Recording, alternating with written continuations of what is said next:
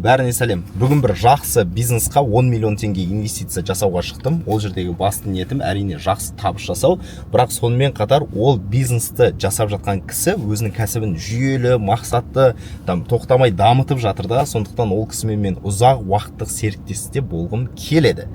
Одан бөлек, қазір мысалы осындай машинада отырмын. Мына көлікті жуғызуға шығып бара жатырмын. Яғни инвестицияға дейін әлі бітіретін талай жұмысым бар. Бұл видеоның форматы инвестордың бір күні деген форматта болсын. В общем, қызық болатын шығар. Рөлді талай адам көрген шығар да, баюға шықтым деген осылай түсіретін едім ғой. Мына жерде менің жанымда ешқандай мобилографымда ешкім жоқ, но мына жерде бірақ мойка бар сияқты. Қалай кіреді екенбіз, қазір көрейік. Мойканы таппай адасып кеттім. Қазір енді сол мойканы іздеп бара жатырмыз. Алдым да, әне көріп тұрмын. Короче, мынаны қалдырдым, енді ары қарай кетіп бара жатырмын. Мына жерде қазір Әділжан келу керек. Әділжан қайда екен деп соны іздеп тұрғанша мен мына бір дүниені сіздерге айтып берейін. Мынаны қараңыздар. Кеше мен сторис салғамда, осы машинаны сатуға қимай тұрмын деп салған кезде 1843 адам сата беріңіз деп жазған екен. Негізі бұл да бір знак шығар, бұл да бір белгі шығар. Осы сіздердің сөздеріңізге құлақ асайын. И так та мен оны сатсам ба, сатпасам ба деп ойланып жүргем. Бірақ сіздер енді 1800 адам сата бер деп маған белгі беріп жатқандықтан қазір мойкаға алып келіп жуып, әдемілеп суретке түсіріп, оны сатылымға қойып қойын деп тұрмын. Бағасы білмеймін, әзірге ойланбадым, 30-35 миллион теңгенің айналасында сататын шығар. Чо там? Мен машинаны ана жерге қалдырып кеттім, қалайсың? Мойкаға қалып қойдым ба уже? Иә. BMW-ны да алып келіп, осы жаққа бір жудыртып алайық, мүмкіндіктің бар кезінде. Ана жерлерде не тұр? Или мойка мына жер ғана ма? Сатып жібереміз.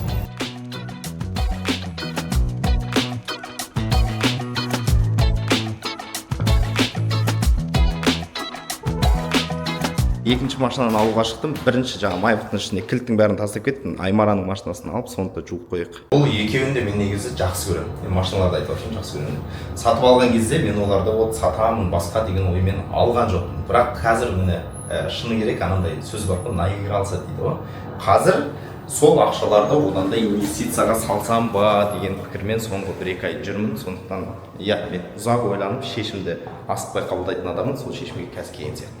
005 05 деген менің алғашқы осындай крутой номерім. Мен өзім майбықты алғаннан кейін Аймара осы машинаны Аймараға сыйладым. Менің өте қатты жақсы көремін, бірақ Аймараны бұдан да намного қаттырақ жақсы көремін. Ал қазір енді кеттік мойкаға ашайық. Аймараның орны кішкентай, сондықтан кішкене отырған сайын регулировка жасау керек. Қазір ол машиналар жуып жатқан кезде таңғы ас ішуге келдік. Бірден айтайын, қазір андай реклама болып кетпесін, бірақ мен өзім жеке кофе бұмның таңғы астарын жақсы көремін. Оған дейін қазір отырып мүмкіндік болса, мына жерде 1-2 сторис салып тастасам ба деген ниетім бар. Мысалы, жаңа ғана мен бір сторис салдым. Бұйырса бүгін әдемі, иә?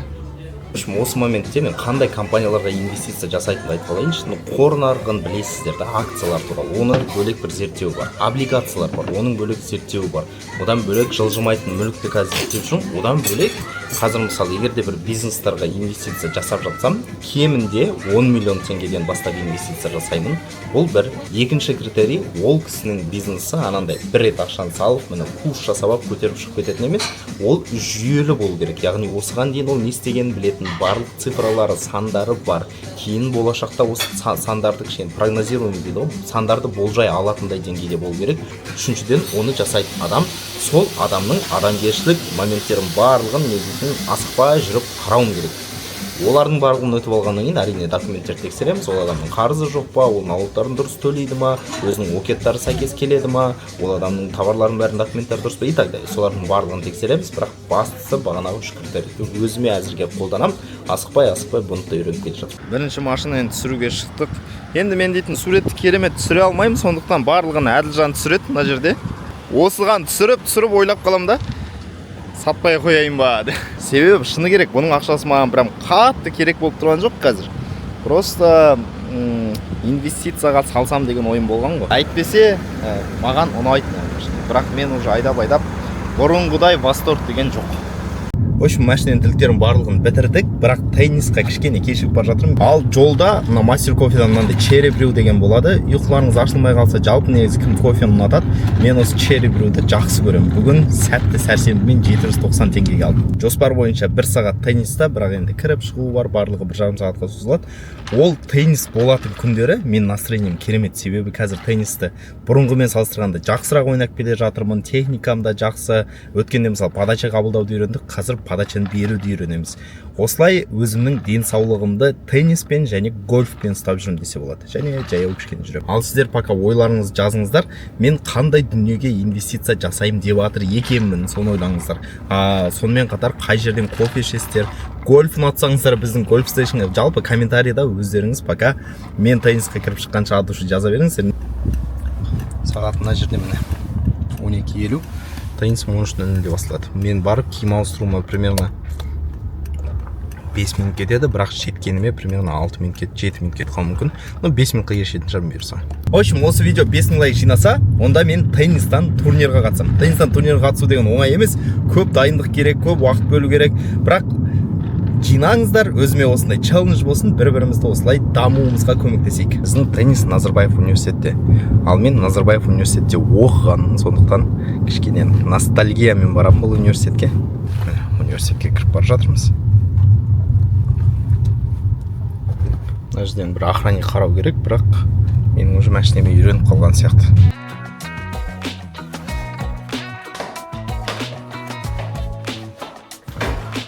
Мен негізі үлгермей қалам ба деп ойлап едім, бірақ ровно 2 минутқа ғана кешігіп қалдым. Сонымен кеттім теннисқа. Обычно теннис ойнап жатқан кезде мен камераға алаңдай алмаймын, сондықтан сіздерге көрсете алмаймын. Bir күні бірақ өзім арнайы осы теннисқа келіп ойынымды көрсететін шығармын. Жаңағыдай 5000 лайк жинасаңыздар тіпті турнирға да қатысамын. Давайте. В общем, тренировканы біттік. Негізі әдетте барған кезде кәдімгі шаршап қалатын, бірақ бүгін кішкене более лайтовый күн болды. Плюс еще адам, мен негізі группамен барам, солай қызығырақ та. Группада 6 адам болу керек, бірақ бүгін 7 адам салып жіберді. Қалай екенін білмеймін, енді сөйлесіп шешеді ғой. Но бүгін қатты жүгірмедік. Жай ғана ана техниканы қайтадан отработка жасап жатырмыз.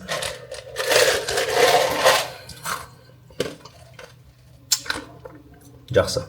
Мұз жеп қайтуға. Қазіргі баланстарыңыз нешеге тең? Яғни активтарыңыздан пассивтарыңызды азайтып тастаған кезде қанша ақша шығады? Ол сіздің қаржылық денсаулығыңызды көрсетеді. Cash flow, яғни кірістеріңіздің көзі нешеу? Біреу ма, екеу ма, үшеу ма, төртеу ма?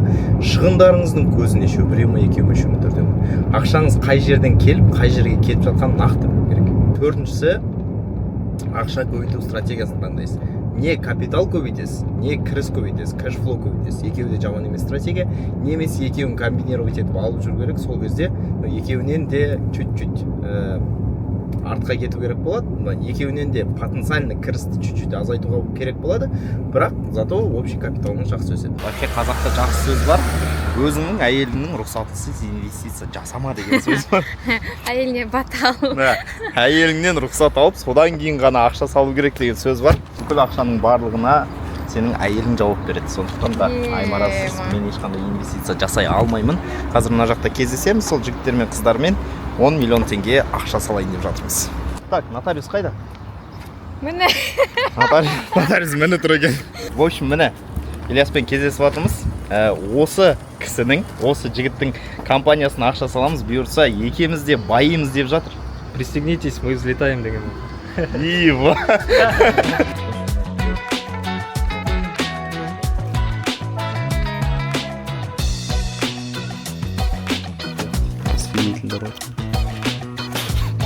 Короче, point of view. Сен мына жерде 10 миллион теңгені инвестиция жасап жатсың, содан бұйыртса ұзақ уақытқа жететін партнерствоға қол қойып жатсың. Күн дейтін шақырайып шығып тұр. Қазір енді мынаның барлығына қол қойдық, документті өзімнің бастығыма тапсырам. Осы жерде енді оның барлығын бастығым шешеді, ал біз өзіміз барамызда қазір Каспийға бар болса салып жібереміз. Барлығы да безналичный болады. Каспий банктан шықтық, қолымызда документ, бұйырса траншты жібердік. Ары қарай барлығы да Ильястың қолында, бұйырса Ильястың бизнесі дамысыншы деп енді тілеп отырамыз. Бұйырса екі жаққа да берекелі, пайдалы болсын. Аты үшін.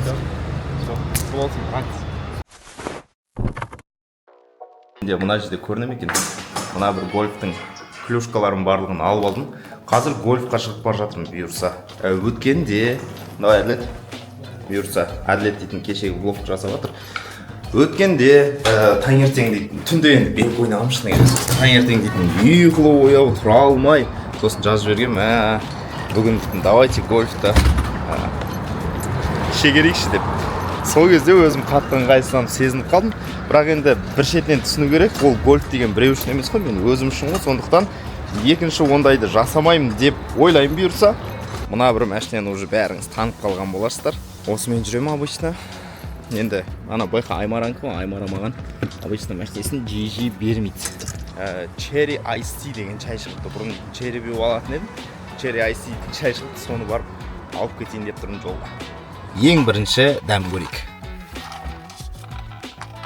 Шынымды айтайын, мынау шай дейтін құм көп па арасында сондай. Осы аптада біраз қызық дүние болды. Вообще инвестицияны осы аптада мен дейтін пассив кіріс беретін дүниелерге көп жасап отырмын. Яғни капиталды өсіретін емес, өзімнің кэш флоуымды көбейтетін дүниелерге салып жатырмын. Себебі осыған дейін капиталды өсіретіндерге салып келдім. Осы аптада біраз инвестиция болды. Қандай?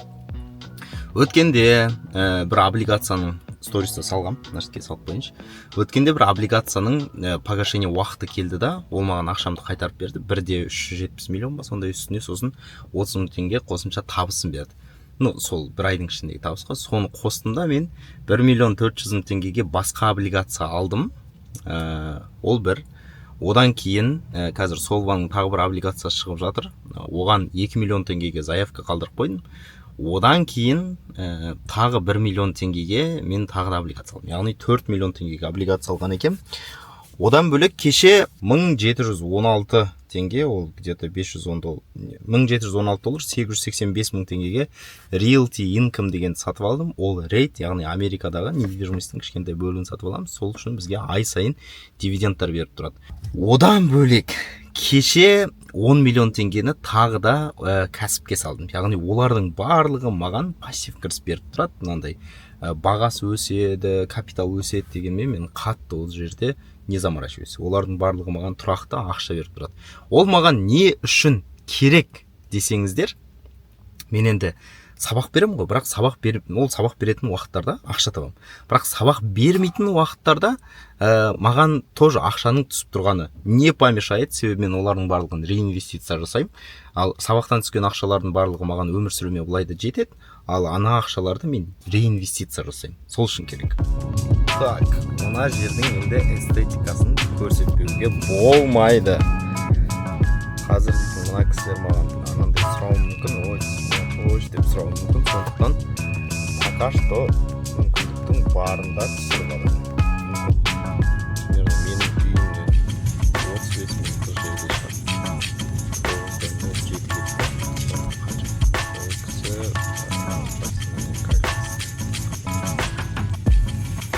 Әдетте мен келген кезде машина қаптап тұрады, бірақ мен әдетте сағат 10-да келем. Бірақ өткенде Айдос айтты, кішкене ертерек келіп, осылай жаттығу жасап, анандай қыздырынып алған дұрыс. Себебі гольф деген ол травма алу оңай спорт. Сондықтан ол жерде денені қыздыру супер маңызды.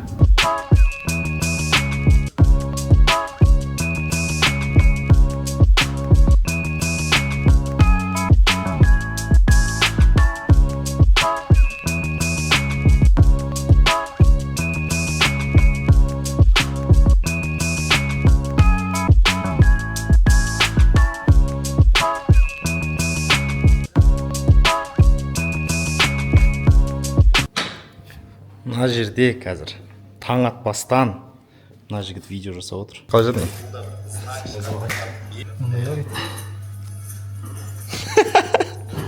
Сөйтіп көр. Ох, ол не вообще? Мынандай ма? Кольцо власти. Мен қолыма тағып жүрмін ғой кольцо власти. Сен дейтін хоббитсің ба? Ладно, давайте мойындай салайық. Бүгін мен ана кітаптың пробнигін оқуым керек еді. Соған уақыт бөлген едім. Бірақ 2-3 күн анандай тым ерте тұрып жүрмін ба, 2-3 күн ұйықтамағаннан ба, ұйықтағаппын. Ұйықтағанда да конкретно ұйықтағам ғой. Мына жерде примерно 1 сағат ұйықтауым керек еді, бірақ қанша уақыт ұйықтадым? 2,5 сағат па, 2 сағат па ұйықтағам. Ал кешкі сағат қазір 6:30-да досым дейтін жүр теннис ойнайық деген.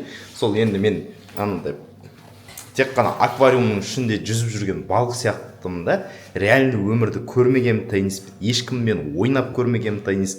Сондықтан бас тарта алмадым ондай ұсыныстан. Қазір мына жерде ботаникалық саябақ деген бар, сол жаққа барамыз, теннис ойнаймыз. Ал мына киіммен мен ол теннис ойнауға бара алмаймын. Сондықтан қазір киімді ауыстырып алайын, ол жаққа шыққанша өшім кеттік. Примерно осындай форма болу керек ол теннисқа. Форма болған енді, форма емес, бірақ ойнауға болады да қазір бар. Ана жерде жақсы киіммен болсам кішкене қатешқа болады. Шарттай болып киініп, дайындалып, осылай шыққан кезде машинаның кілтін тасып кеттім. Әне әрлеп кетті, машинаның кілтін алып келген, мына жерде көрінбейтін шығар. Қазір міне осының алдында осылай отырмын. Примерно думаю, мен ол бір рет барып көрген жоқпын, бірақ анау жақта ботаникалық саябақ деген бар. Соның ана жағында бір теннистің корттары болған. Мүмкін соған баратын шығармын деп ойлап отырмын. Музыка қосып қойыншы. Бірақ мен музыкамды тыңдасаң анандай не? Жұбаныш Жексенұлы дегендер ғой. Примерно 2 сағат болатын шығармыз, 2 сағаттан артық болмаймыз. Себебі кешкі сағат 8-де бізде студенттермен эфир.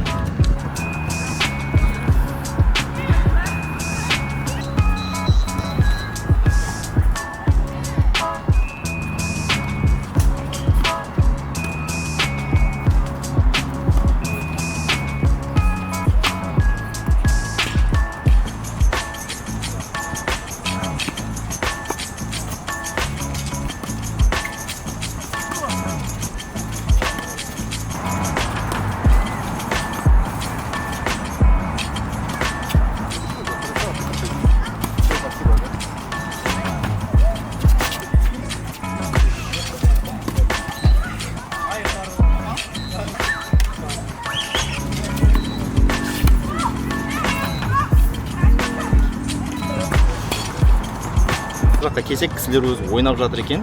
Келдім да мен біріншісін ұтылып қалдым. Так вот, осы ғой негізі анандай практика емес, теория дейді ғой. Получается, біз дейтін шын өмірге барып қателеспейміз да. Өзіміздің әйтеуір үйренетін жерімізде, жаттығуда, симуляторда деп айтайықшы. Солай үйреніп қаламыз. Негізі елге шығып, осылай да үйренген дұрыс.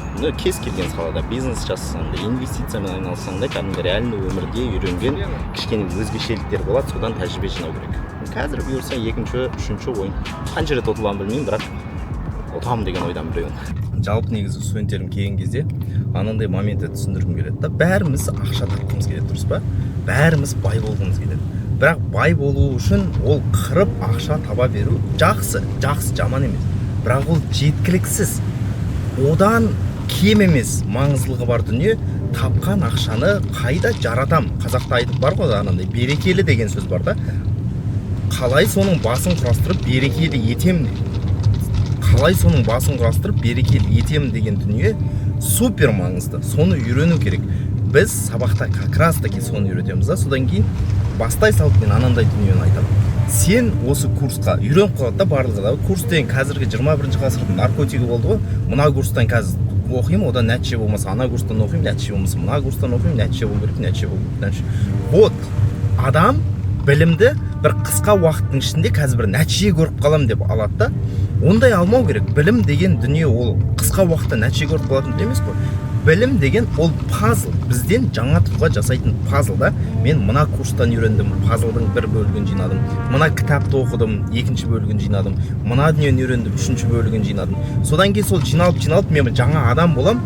Сол жаңа адам уже көбірек ақша табады. Сол жаңа адам ақшасын дұрыс басқарады. Сол жаңа адам басқаларға ұнайды, басқаларға тартымды болады. Өзімізді жаңа адам жасауға тырысуымыз керек, нежели сыртқы факторды басқарып, қазір ақша мына жерге салып көбейтіп алам, бай болып кетемін дегеннен гөрі. Осы дүние меніңше маңызды. Мысалы, менің жолымды қарайтын болсақ та, аспаннан салбырап түскен жоқпын ғой. Мен өмір бақи математик болған адам. Математиканы үйрендім, ол менің білімімнің бір базылы. Одан кейін университет кезінде мен 5 жыл, 6 жыл дебатпен айналыстым. Ол маған жақсы мұғалімдікке көмектесіп жатыр. Одан бөлек университетте мен мұғалім болып жұмыс жасадым. Ол көмектесіп жатыр. Мен университетте экономикадан білім алдым. ол көмектесіп жатыр. Университет бітіргеннен кейін мен найымда жұмыс жасадым, аз ақшамен өмір сүрдім, ол ақша жинауға көмектесті. Қарыз алып кірдім, одан білімім бар. Одан кейін 3-4 курс өттім мен осы инвестиция саласында.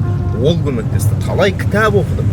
Ол көмектесті. Солардың барлығы жиналып маған қазіргі күнделікті жүріс-тұрысыма көмектесіп жатыр. Одан бөлек қазір үйреніп жатқан дүниелерім бар, білесіздер да, мысалы недвижимость зерттеп жүрмін, кәсіпке инвестицияны үйреніп жүрмін, гольф, теннис, олардың барлығы маған ертең жаңа тұлға болуға көмектеседі. Сондықтан меніңше өзімізден жаңа тұлға жасауымыз керек деп оқу керек сияқты. Мен студенттеріме де соны айтамын. Содан кейін де жақсы дүниелер болатын сияқты.